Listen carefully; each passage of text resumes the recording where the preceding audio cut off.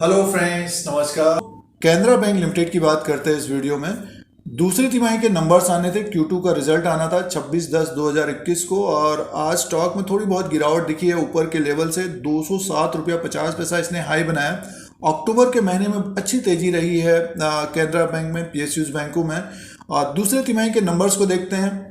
Revenue, profit, EPS और gross NPA, net NPA की बात करेंगे और उसी के अनुसार एनालिसिस और विश्लेषण करेंगे। एक नज़र चार्ट पैटर्न के अनुसार, शेयर प्राइस के अनुसार भी बात करेंगे। और बाजार में एक अच्छा माहौल बना है PSU बैंकों के लिए। तो संभावना ये है कि जिस तरह से कैनरा बैंक का स्टॉक एक नया हाई बनाया, आज थोड़ी बहुत एक तरह से प्रॉफिट बुकिंग रही है। तो सबसे पहले नंबर्स को देख लेते हैं दोस्तों वीडियो आपके मतलब का है तो लाइक का बटन जरूर दबाएं। दोस्तों, कैनरा बैंक के दूसरी तिमाही के नंबर्स को देखते हैं। स्टैंड लोन फाइनेंशियल रिजल्ट है। टोटल इनकम की बात करते हैं तो 21,331 करोड़ का टोटल इनकम हुआ है और एक साल पहले 20,793 करोड़ का था और Q1 में था 20,940 करोड़। तो टोटल इनकम बढ़ के आया है कैनरा बैंक का, क्वार्टर टू क्वार्टर के हिसाब से भी और साल दर साल के हिसाब से भी। दोस्तों, ज़्यादा नहीं बढ़ा, बट ये कि 21,331 करोड़ का टोटल इनकम हुआ है। और आगे की तरफ चलते हैं, एक्सपेंसेस की बात कर लेते हैं। इसमें देखिए टोटल एक्सपेंसेस इन्होंने दिया है 15,727 करोड़ का एक्सपेंसेस हुआ है और एक साल पहले 16,196 करोड़ का। तो देखिए अब की बार एक्सपेंसेस कम है और क्वार्टर टू क्वार्टर के हिसाब से देखते हैं तो बढ़ के पिछली बार था Q1 में 15,459 करोड़ का। तो अब की बार 15,727 करोड़ का एक्सपेंसेस है और इनकम हुई है 21,331 करोड़।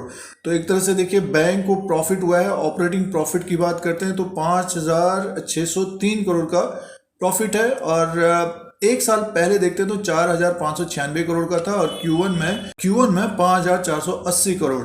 और प्रोविजन की बात कर लेते हैं तो देखिए आगे इन्होंने ये कॉलम दिया है प्रोविजन।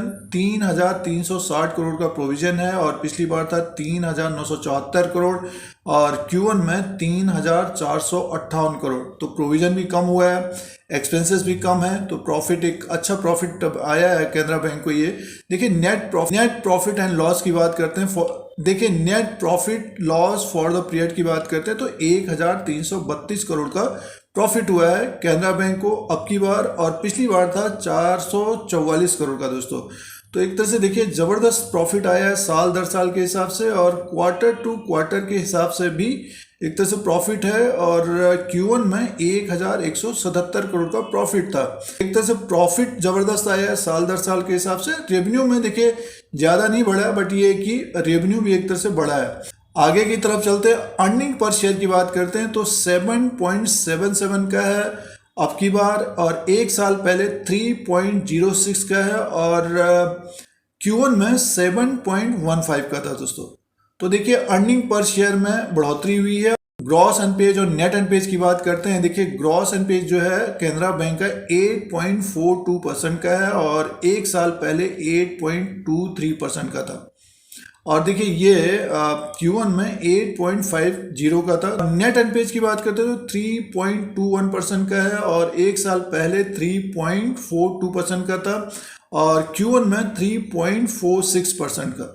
तो नेट एनपीए में भी कमी आई है, बट ग्रॉस एनपीए को देखते तो आसपास ही है। तो एसेट क्वालिटी में भी सुधार आया है और EPS भी एक तरह से बढ़ा है और प्रॉफिट तो एक तरह से देखिए पिछले साल से 3 गुना ऊपर की तरफ है और क्वार्टर टू क्वार्टर के हिसाब से भी प्लस में है। की बात करते हैं तो 21,331 करोड़ एक अच्छा रिजल्ट आया, बट ये कि स्टॉक में थोड़ा बहुत मुनाफा वसूली रही है।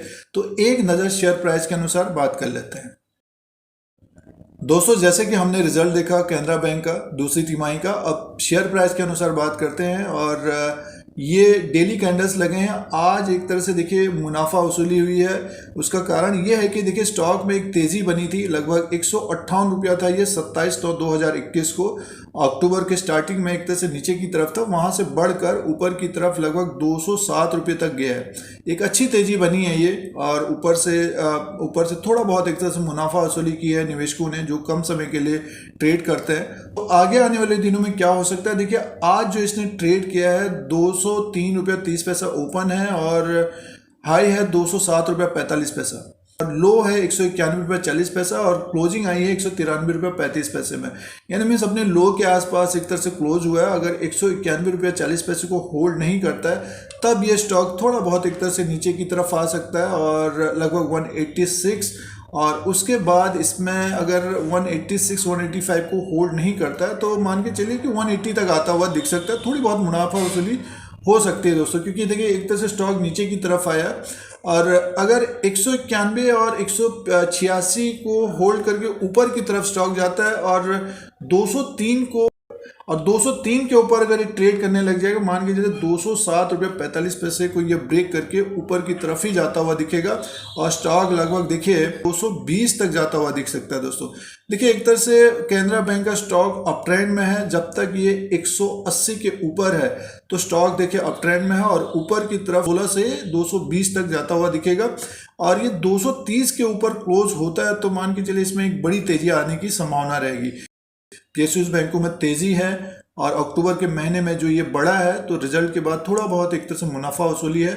स्टॉक हमें नीचे की तरफ से बाउंस बैक करता हुआ दिखेगा दोस्तों, और जिनके पोर्टफोलियो में स्टॉक है अभी भी होल्ड करना चाहिए। एक तरह से अक्टूबर में जो तेजी आई है, अगर हम आरएसआई को देखते हैं तो ओवरबॉट की स्थिति हो गई थी, थोड़ा बहुत एक तरह से डाउन ट्रेंड में है और स्टॉक अगर नीचे की तरफ आता है तो बाउंस बैक बहुत तेजी से होता हुआ दिखेगा दोस्तों। तो कैनरा बैंक को अगर कोई लेना चाहते हैं, डाउन में दिखता है, डेफिनेटली देखना चाहिए। मीन्स अगर थोड़ा सा अगर मार्केट गिरती है या फिर नीचे की तरफ आता है, डेफिनेट नेक्स्ट 2 से 3 महीना या 6 महीने के बाद लगभग 230 250 तक भी जाता हुआ दिखेगा दोस्तों। रिजल्ट बढ़िया आया है, बट रिजल्ट से पहले एक तरह से स्टॉक में तेजी थी और थोड़ा बहुत एक तरह से मुनाफा वसूली हुई है और स्टॉक अगर 191 185 को होल्ड कर जाता है तो 207 को भी ब्रेक करता हुआ दिखेगा। जो कुछ समय के लिए ट्रेड कर रहे हैं उनको एक तरह से स्टॉप लॉस के द्वारा कारोबार करना चाहिए और जिनके पास समय है तो स्टॉक को होल्ड करना चाहिए दोस्तों। तो ये दूसरी तिमाही का जो रिजल्ट था कैनरा बैंक का, उसका अपडेट था दोस्तों। मार्केट से जुड़े रहने के लिए सब्सक्राइब और बेल आइकन को प्रेस करें, फिर कोई नया वीडियो लेके आएंगे। आज के लिए इतना ही, धन्यवाद।